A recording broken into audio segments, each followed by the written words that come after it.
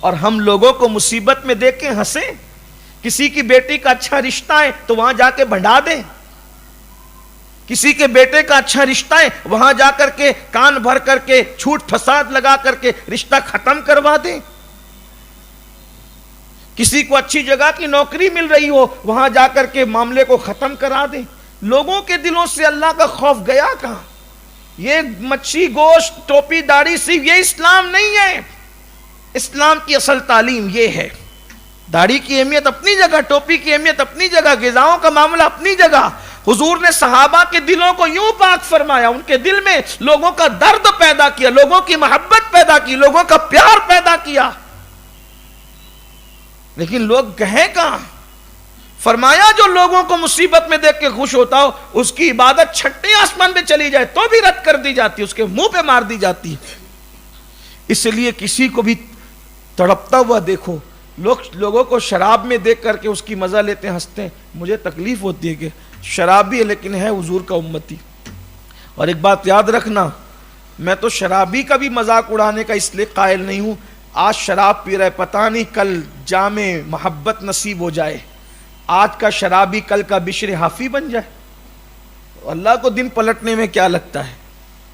وہ چاہے تو میں خانے سے اٹھا کر بشر کو کہاں پہنچا دے، اور اگر وہ چاہے تو پھر کیا کر دے.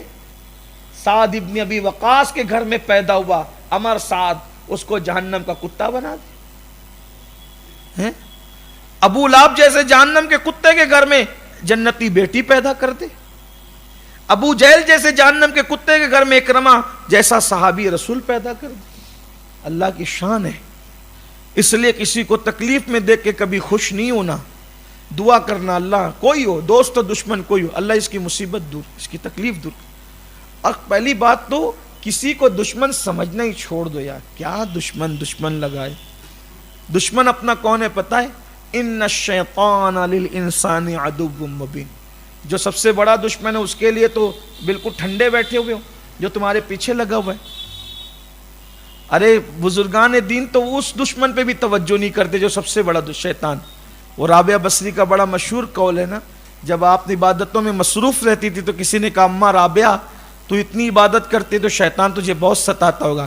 فرمایا بیٹا یار کی یاری سے فرصت نہیں ملتی، دشمن کی طرف توجہ دینے کے لیے وقت کہاں سے لوں؟ ٹائم ہی نہیں ہے. پیار سے ٹائم نہیں ہے، دشمن کے لیے ٹائم کہاں سے لیں؟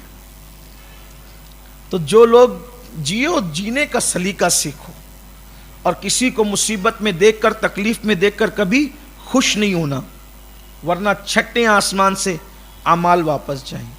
اب میرے آقا صلی اللہ علیہ وآلہ وسلم فرماتے ہیں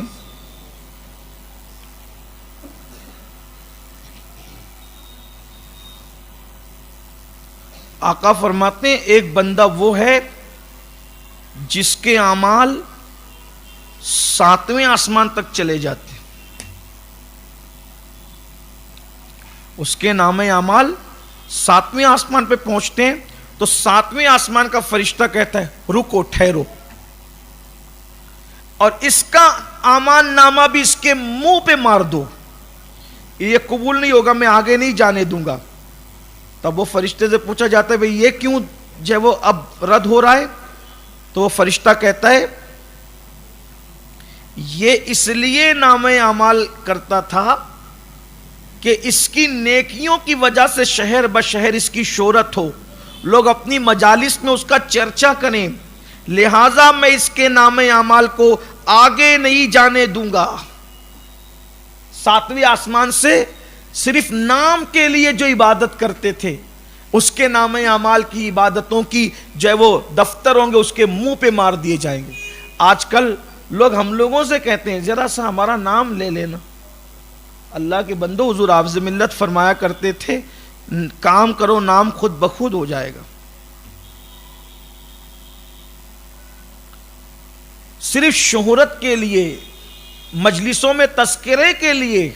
اچھا پہلے بزرگوں کا طریقہ یہ تھا کوئی ان کا نام لے کے ان کی تعریف کرتا تھا تو وہ لرز جاتے تھے، اللہ کہیں میری محنت کا صلہ مجھے یہاں تو نہیں دے دیا جا رہا ہے اور وہاں مجھے روک تو نہیں دیا جائے گا کہ میں نے دنیا میں دے دیا آخرت میں تیرے لیے کچھ نہیں ہے.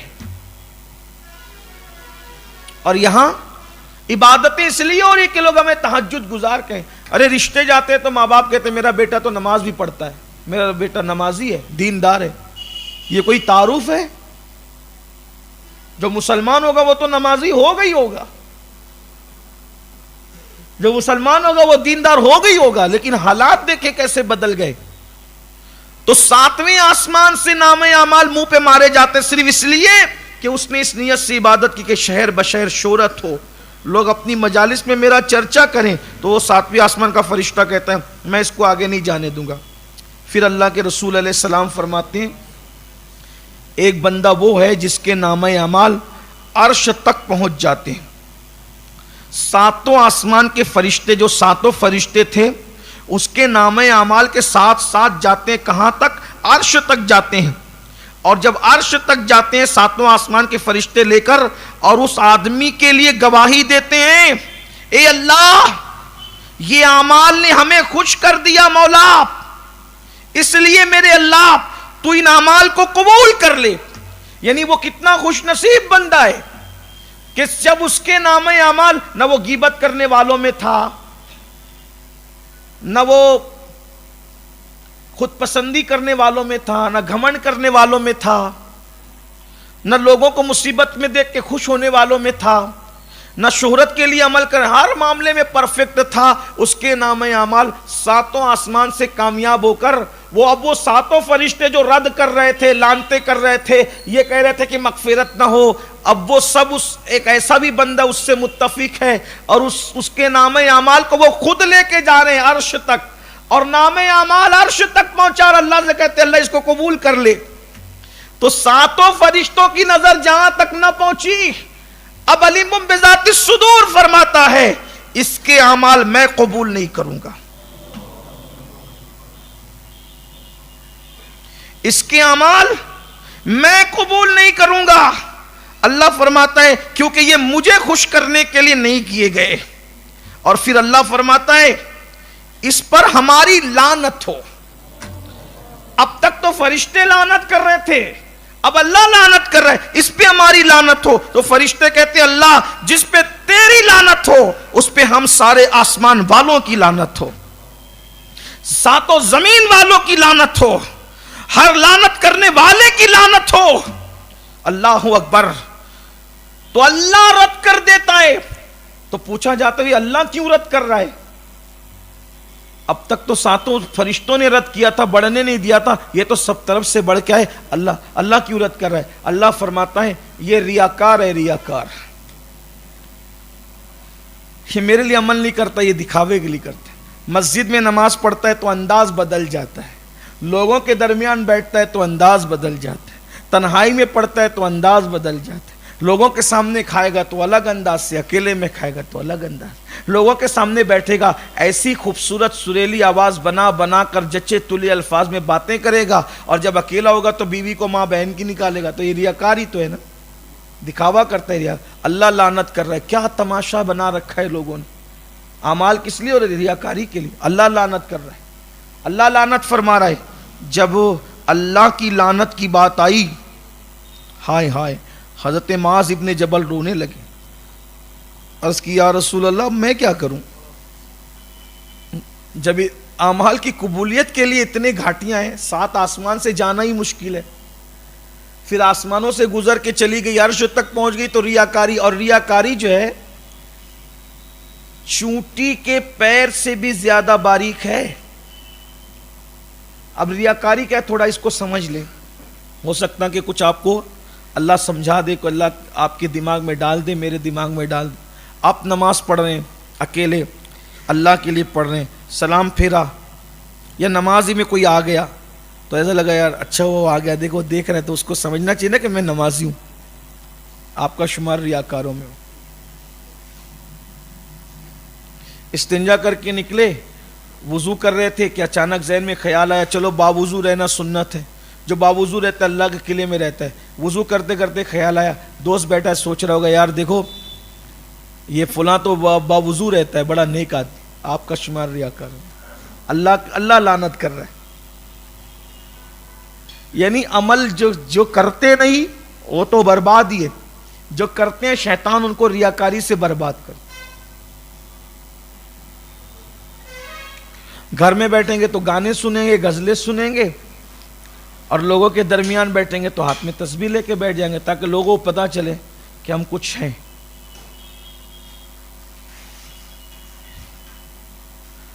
انسان اپنے آپ کو برباد کر، اور اعمال کی وجہ سے فرشتوں نے لعنت کی، ریاکاری کی وجہ سے اللہ نے لعنت۔ اسی لیے مولا کائنات فرماتے ہیں لوگ عمل میں محنت کرتے ہیں، میں قبولیت کے لیے محنت، تھوڑا ہو مگر اللہ کے لیے تھوڑا ہو۔ تب معاذ ابن جبل نے یہ 8 باتیں سنی تو رو پڑے۔ میں بات ختم کرنے لگا ہوں۔ کہتے ہیں یا رسول اللہ میں کیا کروں، یہ گھاٹی اتنی، اس قدر یہ گھاٹی مشکل ہے، اب میں کیا کروں؟ اب اللہ کے رسول جو ہے طریقہ بتا رہے ہیں، فرماتے ہیں معاذ تم اپنے نبی کی اقتدا کرو، یعنی تم اپنے نبی کی اقتدا کرو۔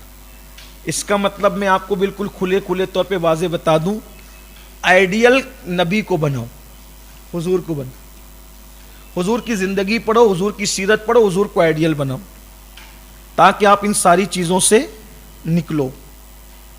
تو فرمایا پہلی چیز، اب ذرا دھیان رکھنا، پہلی چیز اپنے نبی کی اقتدا کرو، نمبر 2 ایمان پر قائم رہو، دین پر ایمان پر قائم رہو، نمبر 3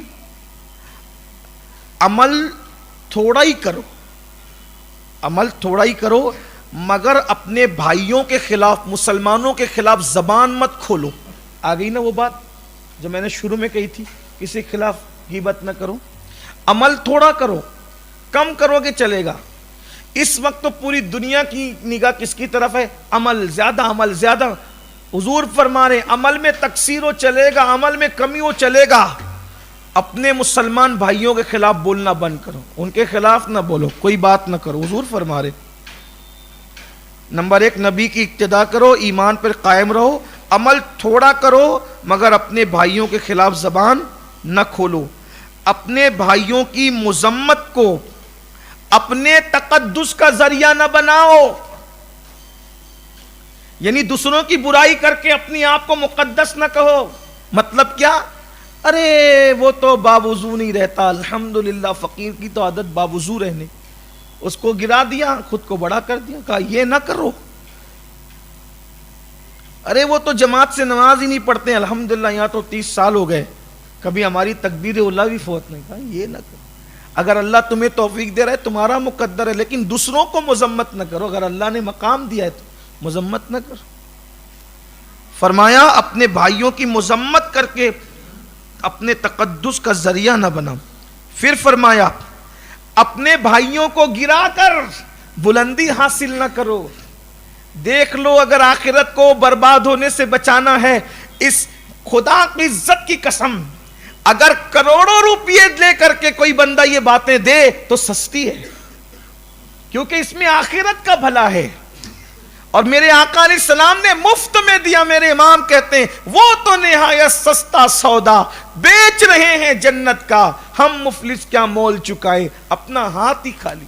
اگر اعمال برباد ہونے سے بچانا ہے، فرماتے ہیں اپنے نبی کی اقتدا کرو، ایمان پہ قائم رہو، عمل کم ہو چلے گا لیکن بھائیوں کے حق میں زبان، بھائیوں سے مراد مسلمان بھائی، یعنی آدم کا جو بھی بیٹا مسلمان ہے وہ آپ کا بھائی ہے۔ انما المؤمنون اخوہ، تمام مومنین آپس میں بھائی بھائی، اپنے ایمان والے بھائیوں کے خلاف زبان نہ کھولو۔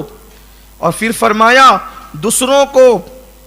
دوسروں کے حق میں زبان کھول کر اپنے بھائیوں کی مذمت کر کے اپنے تقدس کا ذریعہ نہ بناؤ، اپنے بھائیوں کو گرا کر بلندی حاصل نہ کرو۔ آج کل کیا ہو گیا؟ یہ ہٹے گا تو میں اس کی جگہ کھڑا رہوں گا، اس کو گراؤں گا تو میں اٹھوں گا، اس کا کاروبار ڈھپ کروں گا تو میری دکان چلے گی۔ حضور نے فرمایا یہ سب مت کر، کسی کو گرا کر کبھی کھڑے ہونے کی کوشش مت کر۔ وجہ اللہ کی شان یہ ہے، اللہ تجھے بھی کھڑا کر سکتا ہے، اس کو بھی کھڑا کر سکتا ہے۔ تیرے جیسے کروڑوں کو کھڑا کر دے اس کا کیا بگڑتا ہے؟ تو پھر گرا کے کیوں کھڑا ہوتا ہے؟ گرا کے کیوں کھڑا ہوتا ہے؟ سب کو عزت ملنی چاہیے، سب کو شان ملنی چاہیے، سب کو مقام ملنے چاہیے، سب کو مرتبے ملنے چاہیے۔ تو حضور علیہ السلام نے فرمایا اپنے بھائیوں کو گرا کر بلندی حاصل نہ کرو، اور پھر فرمایا لوگوں کو دکھانے کے لیے عمل نہ کر، عمل صرف اللہ کے لیے، بس یار راضی ہو جائے. کوئی بھی عمل کرو اللہ کو راضی کرنے کے لیے کرو. اگر تم نے یہ کر لیا تو تمہاری دنیا بھی کامیاب ہے اور تمہاری آخرت بھی کامیاب ہے. اعمال کی قبولیت کا انحصار ان باتوں میں. اس حدیث کو زندگی بھر یاد رکھو. اللہ پاک سب سے پہلے مجھے آپ سب کو عمل کی توفیق عطا فرمائے. حدیث کا آخری حصہ زندگی بھر، یا پوری حدیث یاد رکھنا، لیکن حدیث کا آخری حصہ خاص طور پہ اقتداء رسول، ایمان پر قائم رہنا، عمل تھوڑا ہو مگر کسی مسلمان بھائی کی مذمت نہ ہو، اس کے خلاف نہ ہو. پھر اس کے بعد آقا ارشاد فرماتے ہیں کیا کہ دوسرے کی مذمت کر کے خود کو مقدس نہ بناؤ، خود کسی کو گرا کر خود کھڑے ہونے کی کوشش نہ کرو، اور عمل کوئی بھی کرو صرف اللہ کے لیے کرو، اللہ کو راضی کرو. واللہ ورسولہ احق ان یرضوہ، اللہ اس کا رسول اس بات کے زیادہ حقدار ہے انہیں راضی کیا جائے. اللہ تعالیٰ اعمال کی توفیق دے، اعمال قبول فرمائے، ہماری کمیوں کو اللہ تبارک و تعالیٰ دور فرما دے.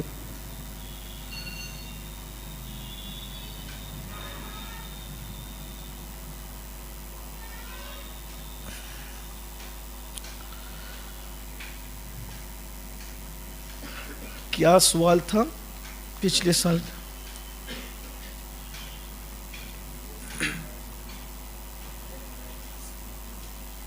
جی حضرت. اچھا حضور علیہ السلام کے قبیلے کا ذکر کس صورت میں آیا ہے؟ تو انہوں نے سورۃ القریش لکھا ہے.